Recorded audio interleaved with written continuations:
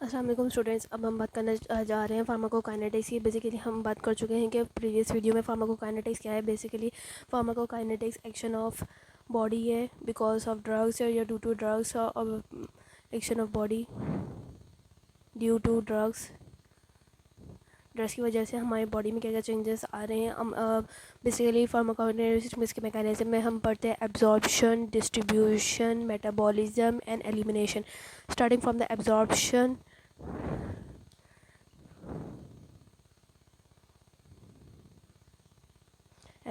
Of the drugs मतलब क्या है कि हमारी बॉडी में जो ड्रग्स एब्जॉर्ब हों के ट्रांसफ़र ऑफ द ड्रग के लिए आप लोग transfer of a drug from the site of the administration to the blood stream. हमारे जब हमने route of administration previous video में पढ़े थे। हम अगर जब हमारे पास कोई भी साइट ऑफ एडमिनिस्ट्रेशन से हमारे पास ड्रग अंदर जा रही है हमारे, तो इसका जो ट्रांसफ़र है route of site of administration से लेकर ब्लड स्ट्रीम तक, इसको हम कहते हैं एब्जॉर्प्शन। ठीक है, ये जो एब्जॉर्प्शन है ये हमारे पास डिपेंड करती है सिवल फैक्टर्स पे, एनवायरनमेंट के, वेयर एब्जॉर्ब्ड ड्रग का absorb chemical characteristic of the drug solubility at route of the administration which is most important which influences the bioavailability की बात हम बाद में करेंगे। Absorption of the drugs. अब हम एब्जॉर्प्शन ऑफ ड्रग्स किस तरीके से हमारे पास हो सकती है। सबसे पहले हमारे पास फैसिलिटेड डिफ्यूजन, मैं आपको नाम बता देती हूँ। Passive diffusion, facilitated diffusion, active transport, endocytosis and exocytosis. हम वन बाय वन डिस्कस करते हैं। Passive diffusion, basically passive diffusion में क्या होता है, हमारे पास कंसंट्रेशन ग्रेडियंट की वजह से मॉलिक्यूल्स पास आउट होते हैं। Let me right first of all here passive diffusion.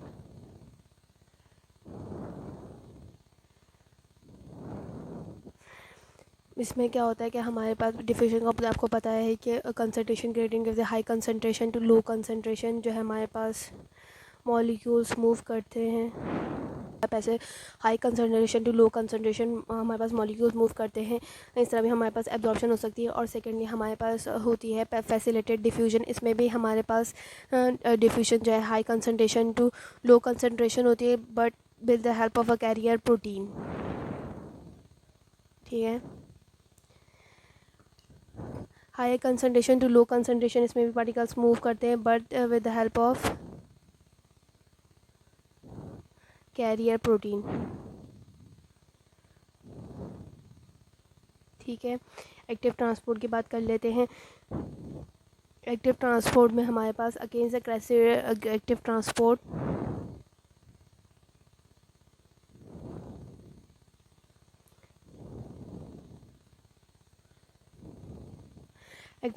में हमारे पास मॉलिक्यूल्स मूव करते हैं through the against the concentration gradient.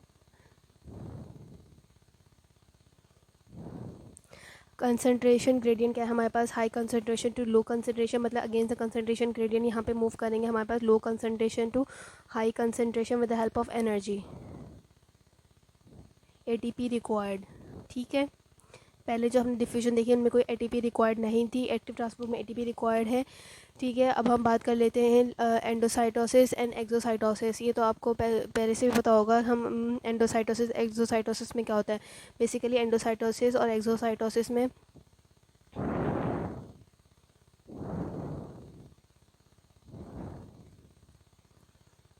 If membrane, let suppose this is a membrane, cell membrane, इसमें हमारे पास अगर कोई मॉलिक्यूल या ड्रग यहाँ पे आके हमारे पास बैठ रही है, तो ये अंदर आके हमारे पास पूरी ड्रग जो है अंदर चली जाएगी और एंडोसाइटोस हो जाएगी, और ये सेल मेम्ब्रेन, इस प्रोसेस को हम एंडोसाइटोसिस कहते हैं। और एक्सोसाइटोसिस में रिवर्स प्रोसेस होगा, ये ड्रग जो है सेल मेम्ब्रेन के आगे के अटैच होगी और ये सेल मेम्ब्रेन के बाहर है हमारे पास जब आउट होगी, सब हम कहेंगे एंडोसाइटोसिस। एंडोसाइटोसिस में हम जो हमारे पास ड्रग वगैरह होगी वो हमारे पास अंदर जाएगी साइटोसोल के अंदर, और सेल के अंदर एक्सोसाइटोसिस में वही ड्रग जो है बाहर जाएगी। ठीक है, अब हम इसके फैक्टर हमने देखा कि किस तरीके से हमारे पास चार तरीके से जबकि हम अगर absorption the drug exocytosis from के द लिए तो हमारे पास बेस्ट एग्जांपल हो सकती है। न्यूरोट्रांसमीटर्स की है। For example facilitated nor diffusion, active epinephrine जो है ट्रांसपोर्ट और एक्सोसाइटोसिस के जरिए रिलीज होता है, एंडोसाइटोसिस और जैसे कि हमने एक्सोसाइटोसिस। अब न्यूरोमस्कुलर हम जंक्शन ये में देखा फैक्टर्स था देखेंगे सेकेंडरी में। कौन से डेट्स फैक्टर्स जो है इन्फ्लुएंस करते हैं एब्जॉर्प्शन को।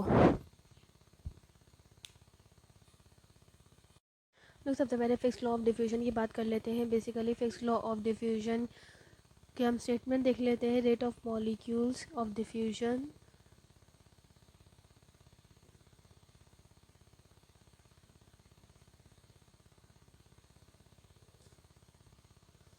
Concentration gradient multiply by permeability, मैं ऐसे लिख रही हूँ, आप लोग समझ देगा। ये permeability P for coefficient thickness of the barrier multiply by area. Fix law क्या प्रेडिक्ट करता है? Rate of molecules across the concentration gradient permeability coefficient thickness and area of the absorption. Basically हमने डिफ्यूजन देखा था कि हमारे पास absorption में आता है, एब्जॉर्प्शन कराती है डिफ्यूजन। तो हमने ये फिक्स लॉ ऑफ डिफ्यूजन क्या कहता है हमारे पास कि जितने भी molecule, let suppose simple words में हम समझ लें, जितने भी हमारे पास एब्जॉर्प्शन सबसे ज़्यादा पैदा होगी हमारे पास जब हमारे पास कंसनट्रेशन ग्रेडियंट ज़्यादा होगा। लेट सपोज मैं यहाँ पे ये लिख देती हूँ कि इसकी क्या फाइंडिंग्स है। फिक्स लॉ ऑफ डिफ्यूजन क्या कहता है कि एब्जॉर्प्शन जो है ड्रग्स की डायरेक्टली प्रोपोर्शनल है, absorption of the drugs directly proportional है, यही एब्जॉर्प्शन ऑफ ड्रग्स है। Permeability coefficient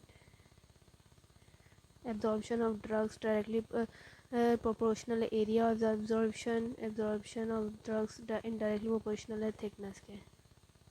fix law of diffusion ये कहता है कि जितनी भी एब्जॉर्प्शन ऑफ द ड्रग्स है ज़्यादा होगी अगर हमारे पास कंसनट्रेशन ग्रेडियंट ज़्यादा है, और एब्जॉर्प्शन ऑफ द ड्रग्स हमारे पास सबसे ज़्यादा होगी जब हमारे पास परमेबिलिटी कोफिशिएंट ज़्यादा होगा। एब्जॉर्प्शन ऑफ ड्रग्स हमारे पास तभी ज़्यादा होगी जब हमारे पास एरिया ऑफ द एब्जॉर्प्शन ज़्यादा होगी। लेट सपोज एरिया के मैं आपको एक ऐसे एग्जांपल दूँ, हम लार्ज इंटेस्टाइन में हमारे पास सरफेस एरिया ज़्यादा होता है as compare to the stomach, तो लार्ज इंटेस्टाइन में हमारे पास ज़्यादा एब्जॉर्प्शन होती है ड्रग्स की, ठीक है। किसी भी चीज़ एब्जॉर्प्शन ज़्यादा होती है, क्योंकि हम यहाँ पर ड्रग्स की बात करें तो हम ड्रग्स की बात करेंगे, एब्जॉर्प्शन ऑफ ड्रग्स ज़्यादा होती है लार्ज इंटेस्टाइन में। फिक्स लॉ ये भी कहता है कि absorption of drugs indirectly proportional है थिकनेस ऑफ द बैरियर के। अब ये कौन सा बैरियर है? वो बैरियर जो आउटर कुछ ऑर्गन्स में हमारे पास क्या होता है कि ऑर्गन्स की जो आउटर कवरिंग है उसका जो बैरियर होता है कुछ थिन होता है, कुछ किसका थिक होता है। अगर लेट सपोज के लंग्स है हमारे पास, इनका जो ये आउटर कवरिंग का जो बैरियर है हमारे पास थिन है, तो यहाँ पर एब्जॉर्प्शन ऑफ द ड्रग्स ज़्यादा होगी। फिक्स लॉ ऑफ डिफ्यूजन यही कहता है rate of molecules of the diffusion ज़्यादा होंगे अगर हमारे पास कंसंट्रेशन ग्रेडियंट ज़्यादा है, परमेबिलिटी कोफिशिएंट ज़्यादा है, और एरिया ऑफ द एब्जॉर्प्शन जहाँ पे एब्जॉर्प्शन साइड पे एरिया साइड जहाँ पे एब्जॉर्प्शन हो रही है उस एरिया पे अगर एरिया ऑफ सरफेस एरिया ज़्यादा है तो वहाँ पे डिफ्यूजन ज़्यादा होगी मतलब कि एब्जॉर्प्शन ऑफ द ड्रग ज़्यादा होगी।